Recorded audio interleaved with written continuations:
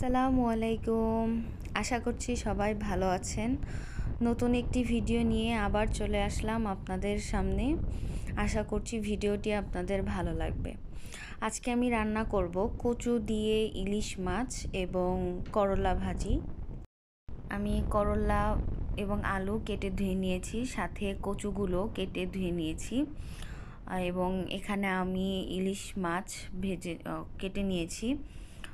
তো চলুন শুরু করা যাক আমাদের রান্না। তো প্রথমেই আমি চুলাতে কড়াই দিয়ে নিয়েছি এবং তাতে তেল দিয়ে নিলাম। তেলটি গরম হলে আমি এর মধ্যে পেঁয়াজ দিয়ে নিব।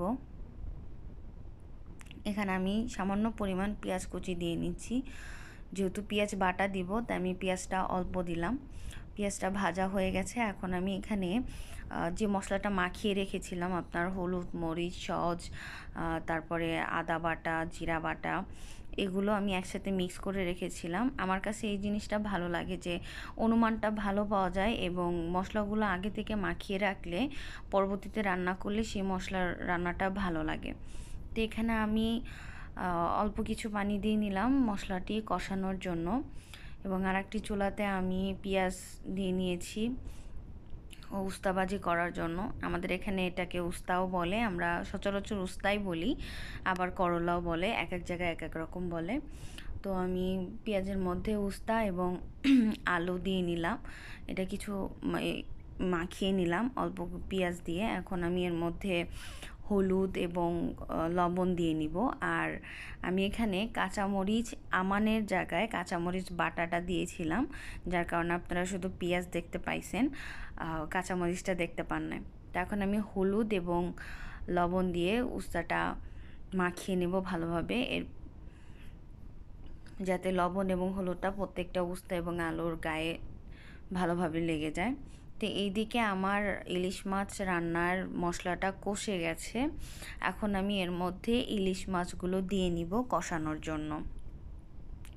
তো আমি এখানে দিয়ে নিলাম এবং হালকা একটু মাখিয়ে নেব ইলিশ মাছগুলোর সাথে মশলাগুলো, যাতে কষানোর সময় ভালোভাবে মশলাগুলো মাছের ভিতর ঢুকে যায়। কারণ মাছ যদি ভালোভাবে কষানো না হয় তাহলে দেখা যায় যে মাছ ভালো লাগে না। এখানে আমি পানি দিয়ে নিলাম মাছগুলো কষানোর জন্য। তো এদিকে উস্তার ভিতরে আমি অফ ক্যামেরাতে পানি দিয়ে দিয়েছি উস্তাটি ভালোভাবে সিদ্ধ হওয়ার জন্য। তো এখন এটা আমি ঢেকে রাখলাম, মিডল আঁচে আমি দিয়ে রাখছি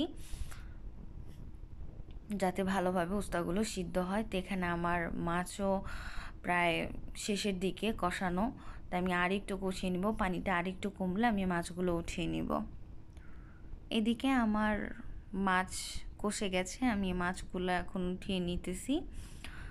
তো এরপর আমি এর ভিতরে কচুগুলো দিয়ে নিব, কচুগুলো কষানোর জন্য। আপনারা হয়তো ভিডিওতে কচু দেখতে পাচ্ছেন, কিছু কচু সাদা এবং কিছু কচু কালো, যেগুলো একটু কালচে ভাব সেগুলো আমি আসলে ফ্রিজে রেখে দিয়েছিলাম এবং যেগুলো সাদা সেগুলো আমি কাঁচাটাই কেটে নিয়েছি। এখানে আমি দুই ধরনের দিয়েছি, একটা ফ্রিজের কচু আর একটা হচ্ছে নর্মাল তাপমাত্রায় রাখা কচু। আর এখানে আমি সামান্য পরিমাণ পানি দিলাম, কারণ মাছ কষানোর সময় পানিটা কমে গিয়েছিল, যার কারণে কচুটা ভালোভাবে ওই পানিতে হইতো না। তো এখন আমার কচুগুলো কষানো শেষ। এখন আমি জাল পড়ার জন্য ফাইনালি পানি দিয়ে দিচ্ছি। এই পানিটা যখন বলক উঠবে তখন আমি মাছগুলো দিব, এখনই দিব না, কারণ ইলিশ মাছ এমনিতেই নরম হয়, প্রথম থেকে দিলে দেখা যাবে যে মাছগুলো ভেঙে যাবে। তো এদিকে আমার উস্তাগুলো প্রায় পানি শুকিয়ে আসছে, তো আমি এটা ঢাকনা দিয়ে ঢেকে রাখবো আর পানিগুলো পুরো শুকানোর জন্য। তো এখানে আমার পানিটা বলক উঠে এসেছে মাছের। তো এর মধ্যে আমি মাছগুলো দিয়ে নিচ্ছি,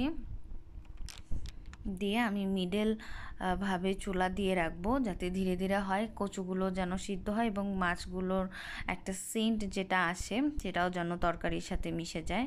তো এই তো আমার করলা ভাজি বা উস্তা ভাজি যেটাই বলে না কেন হয়ে গেছে।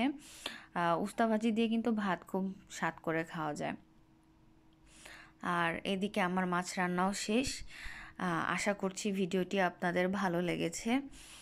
কেমন লাগলো অবশ্যই কমেন্টে জানাবেন এবং পরবর্তীতে আবার দেখা হবে নতুন একটি ভ্লগ ভিডিও নিয়ে। ভালো থাকবেন। আল্লাহ হাফেজ।